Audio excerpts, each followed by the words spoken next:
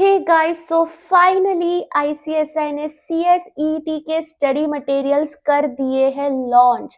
Yes guys, आपके चारों के चारों फ्रेश मॉड्यूल्स हो चुके हैं लॉन्च। तो जून 2026 में जो भी सीएसईटी देने वाला है, ये वीडियो एकदम एंड तक देखना, बिकॉज आज हम आपका पूरा मॉड्यूल स्टडी मटेरियल डिकोड करने वाले हैं कि आप क्या क्या पढ़ने वाले हो, क्या क्या चेंजेस है। And the most important part, अभी क्योंकि ये राइटिंग हो चुका है तो आपका पेपर पैटर्न कैसा आने वाला है, कैसे टाइप के क्वेश्चंस आपसे पूछे जाने वाले हैं, ये सारी चीजें हम आज के वीडियो में देखने वाले हैं। तो बिल्कुल एंड तक देखना। So yes friends, welcome back to my channel. This is Sneha Patel and चलो आज का वीडियो स्टार्ट कर। सो गाइस, काफी सारी चीजें नो डाउट ऐड हुई है आपके सिलेबस में, बट काफी सारी चीजें डिलीट भी हुई है। जैसे आप लोग ना पहले इंडियन कॉन्स्टिट्यूशन पढ़ते थे, बट अभी आप लोग इंडियन कॉन्स्टिट्यूशन नहीं पढ़ने वाले हो सीएसईटी के स्टेज पे, which is I think a very good decision. तो ऐसे इन डिटेल हम डिकोड करने वाले हैं। सबसे पहला पेपर जो आपका बिजनेस कम्युनिकेशन का है, I think it's the most easiest subject, because उसमें सिर्फ और सिर्फ 4 ही चैप्टर्स है। यस गाइस, सिर्फ 4 चैप्टर्स है। जो पहले सीएसईटी वाले पढ़ते थे अभी भी एज इट इज वही रखा है, उसमें एज सच कोई मेजर चेंज नहीं है। दूसरा, फंडामेंटल ऑफ अकाउंट्स, ये गाइस नया है पूरा की पूरा। एंड इसमें आप लोग एनपीओ का अकाउंट्स कैसे करते हैं, कंपनी का अकाउंट्स कैसे करते हैं, सोल प्रोप्राइटरशिप का अकाउंटिंग कैसे करते हैं, पार्टनरशिप फर्म का एलएलपी का अकाउंटिंग कैसे करते हैं, डेप्रिसिएशन अमोर्टाइजेशन क्या होता है, ये सारी चीजें पढ़ने वाले हो। आई थिंक काफी बेसिक लेवल होगा, एग्जीक्यूटिव में तो इससे टफ लेवल है, बट ये बेसिक लेवल का है। एंड इसमें से मुझे लगता है आपने काफी कुछ 12th में किया होगा, तो इतनी दिक्कत जो बच्चे अकाउंट्स लिए हैं 12th में उनको तो नहीं आएगी। ये आपने 12th में किया होगा मेजरली। तो फंडामेंटल ऑफ अकाउंटिंग पूरा ही पूरा नया है, बट जो बच्चे 12th में अकाउंट्स किए हैं उनके लिए इतना नया नहीं है। तीसरा जो आपका पेपर है, इकोनॉमिक्स एंड बिजनेस एनवायरनमेंट, ये भी एज इट इज है, बस इसमें आप 4 नए चैप्टर्स और पढ़ोगे। वो ये होगा कि एआई को लेके आप पढ़ोगे, कॉर्पोरेट गवर्नेंस को लेके पढ़ोगे, एनवायरमेंटल गवर्नेंस को लेके पढ़ोगे। तो इसमें कुछ कुछ चैप्टर्स ऐसे भी है जो प्रोफेशनल लेवल का ईएसडी का सब्जेक्ट है ना, उसमें पढ़ा जाता है। तो यस, इन लोगों ने बिजनेस एनवायरनमेंट में कुछ कुछ चेंजेस लाए हैं। बाकी ऑलमोस्ट आपका 12th का लेके ही सिलेबस है, जो आप डिमांड सप्लाई पढ़ते हो वही सारी चीजें आप पढ़ोगे। बस कुछ एआई और कॉर्पोरेट गवर्नेंस को लेके इसमें चीजें ऐड की है।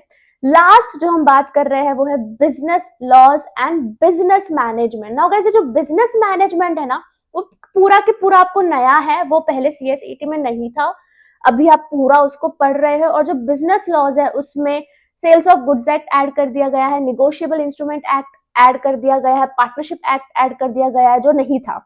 ये आप पढ़ने वाले हो, जो कि अगेन बहुत ही मजा आएगा आपको पढ़ने में। एंड कॉन्स्टिट्यूशन इसमें से निकाल दिया गया है। ऑल्सो लॉजिकल रीजनिंग वाला पार्ट भी हटा दिया गया है, करंट अफेयर्स हटा दिया गया है, जो कि मुझे लग रहा है एकदम सही डिसीजन है। तो ये जो ओवरऑल आपका सिलेबस है, पेपर नंबर 1 से लेके पेपर नंबर 4, 1, 2 और 3, जो आपका बिजनेस कम्युनिकेशन है, अकाउंटिंग है और इकोनॉमिक्स एंड बिजनेस एनवायरनमेंट है, वो तीनों के तीनों राइटिंग है 100 मार्क्स का। पेपर नंबर 4 जो आपका business laws and business management है, वो कंप्लीटली एमसीक्यू है।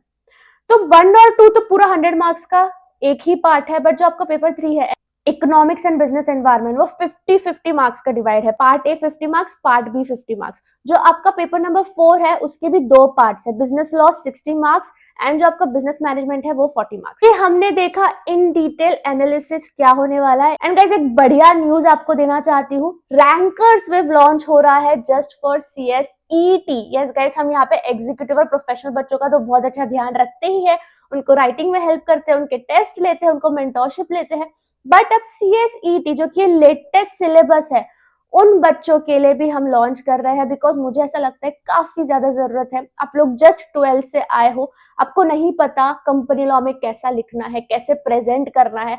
एंड ट्रस्ट मी गाइज, 90% बच्चे फेल होते हैं बिकॉज उनको लिखना नहीं आता।